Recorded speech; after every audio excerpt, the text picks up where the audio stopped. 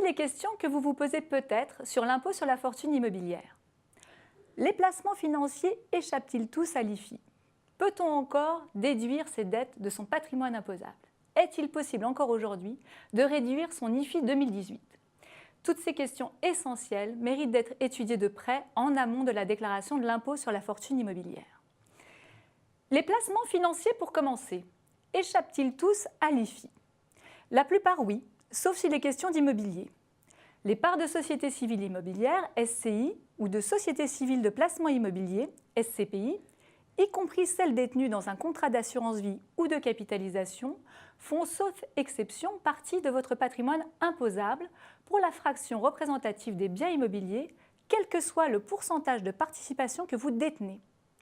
En pratique, la valeur imposable doit vous être communiquée par la société de gestion. Autre question. Peut-on encore déduire ses dettes de son patrimoine imposable? La réponse est oui, mais seulement pour les dettes afférentes aux biens taxables, donc les dettes liées à son immobilier.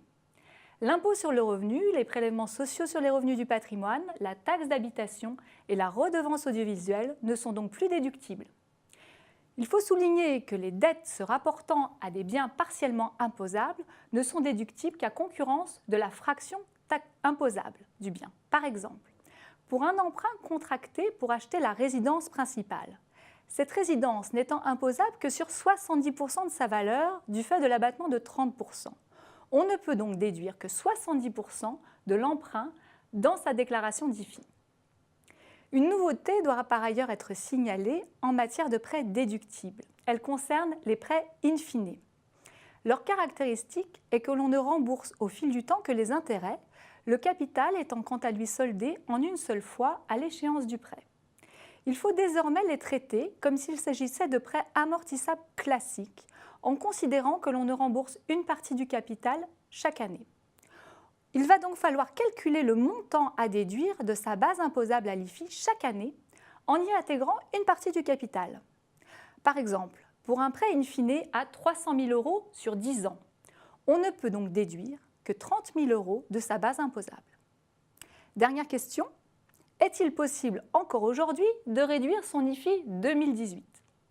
Oui, les contribuables ont encore la possibilité de faire baisser la note en 2018 en effectuant un don au profit de certains organismes d'intérêt général. Le bénéfice de cet avantage est reconduit pour l'IFI dans les mêmes conditions que pour l'ISF, soit une réduction d'IFI égale à 75% du montant des dons, plafonné à 50 000 €. Les dons retenus sont ceux effectués jusqu'à la date limite de dépôt de déclaration d'IFI. En revanche, il n'est plus possible de bénéficier de la réduction ISF-PME qui se trouve supprimée et qui consistait à investir dans des sociétés non cotées en bourse tout en bénéficiant d'une réduction d'ISF correspondant à 50% des versements. Seuls les contribuables qui ont effectué avant le 31 décembre 2017 des souscriptions au capital de PME, y compris au travers de FCPI, c'est-à-dire de fonds communs de placement dans l'innovation, ou de FIP, c'est-à-dire de fonds d'investissement de proximité, en profiteront encore cette année pour l'IFI à payer en 2018. Dans notre prochaine vidéo, nous découvrirons l'une des stratégies qui peut être envisagée en matière d'impôt sur la fortune immobilière, le démembrement de propriété, appelé aussi l'achat en nue propriété.